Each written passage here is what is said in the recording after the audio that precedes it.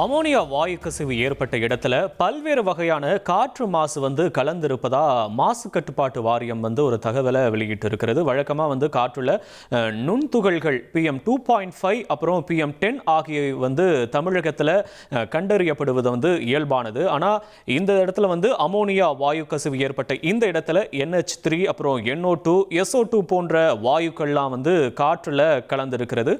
கூடுதல் விவரங்களை செய்தியாளர் தாயுமானவன் வழங்க நாம கேட்கலாம். தாயுமானவன் வணக்கம். மத்திய மாசு கட்டுப்பாட்டு வாரியம் என்ன சொல்லி இருக்கிறது தொடர்பா?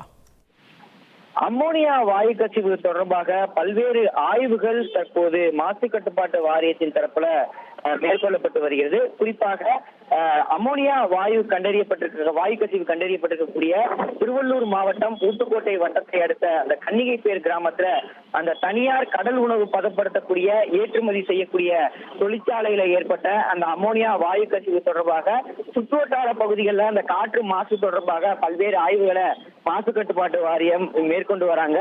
அதன் ஒரு பகுதியாக அம்மோனியா வாயு கசிவு ஏற்பட்ட இடத்துல பல்வேறு வகையான காற்று மாசு பிற்பகல் முதல் கலந்திருப்பது தெரிய வந்திருக்கிறது. மத்திய மாசு கட்டுப்பாட்டு வாரியத்துடைய ஆய்வுகள்ல தகவல்கள் என்பது கிடைக்கப்பட்டிருக்கிறது. குறிப்பா வழக்கமாக தலைநகர் சென்னை உட்பட தமிழகத்தின் பல்வேறு நகரங்கள்ல காற்றுல வழக்கமாக நுண்துகள்கள் PM2.5 மற்றும் PM10 ஆகிய வாயு கலவைகள் கண்டறியப்படுவது வழக்கமான ஒன்றாக இருந்து வருகிறது.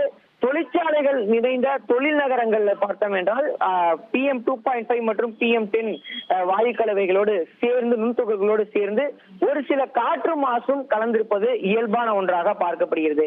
ஆனால் இன்றைய அந்த வாயு கசிவு விவகாரத்தை பொறுத்தமட்டில் அம்மோனியா வாயு கசிவு ஏற்பட்ட இடத்துல NH3, NO2, SO2 ஆகிய வாயுக்கள் காற்றுல கலந்திருப்பது தெரிய வந்திருக்கிறது. PM2.5, PM10ஓடு இத்தகைய வாயு கலவைகள் கண்டறியப்பட்டிருக்கின்றன. இந்த வாயு கலவைகள் என்னென்ன அப்படின்னு பார்த்தோம்னா ammonia, nitrogen di oxide, sulphur di oxide ஆகிய வாயுக்கள் கலந்திருப்பது உறுதிப்படுத்தப்பட்டிருக்கிறது. வாயு கசிவின் போது காற்றுல அம்மோனியாவுடைய அளவு 200 ppm முதல் 300 ppm வரை வாயு கசிவின் போது கண்டறியப்பட்டிருப்பதாக தகவல்கள் இருக்கின்றன. எனவே இப்படிப்பட்ட சூழல்ல அங்கு பணிபுரியக்கூடிய ஊழியர்களுக்கு பல்வேறு விதமான பிரச்சனைகள் ஏற்பட்டிருக்கக்கூடிய வாய்ப்புகள் பெருவாரியாக அதிகரித்திருக்கிறது. குறிப்பா அம்மோனியாவை பொறுத்த மட்டும் பெருமளவுல சுவாசிக்கும் போது உடல்ல உள்ள ஈரப்பதத்தோடு இணைந்து அம்மோனியம் ஹைட்ராக்சைடாக மாறி அது ஒரு காரத்தன்மை மிக்க பிரச்சனைகளை ஏற்படுத்தும். அப்படிப்பட்ட நிலையில ரசாயனம் மூச்சுக்குழாய், தொண்டை மற்றும் நுரையீரலுடைய மேற்பரப்புல கடுமையான காயங்களை ஏற்படுத்தக்கூடிய ஒரு சூழல் இருக்கிறது. அப்படிப்பட்ட நிலையில ஆக்சிஜன் சுவாசிக்கக்கூடிய நிலை என்பது கிடைக்காத பட்சத்துல மயக்கம் அடைவது, வாந்தி எடுப்பது, கண்கள் சிவந்து போவது உள்ளிட்ட பல்வேறு விதமான உபாதைகளுக்கு ஆளாகி இங்கு பணிபுரிந்த ஊழியர்கள் தற்போது மருத்துவமனையில அனுமதிக்கப்பட்டிருக்கக்கூடிய ஒரு சூழலை பார்க்க முடிகிறது. எனவே அம்மோனியா வாயு கசிவின் போது பல்வேறு விதமான வாயுக்கள் காற்றுல கலந்திருப்பது உறுதிப்பட தெரிய வந்திருக்கிறது.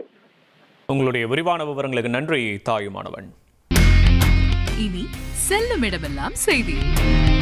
தந்தை டிவியின் வாட்ஸ்அப் சேனலை ஃபாலோ பண்ணினா செல்லருக்கும் இடமெல்லாம் செய்தி.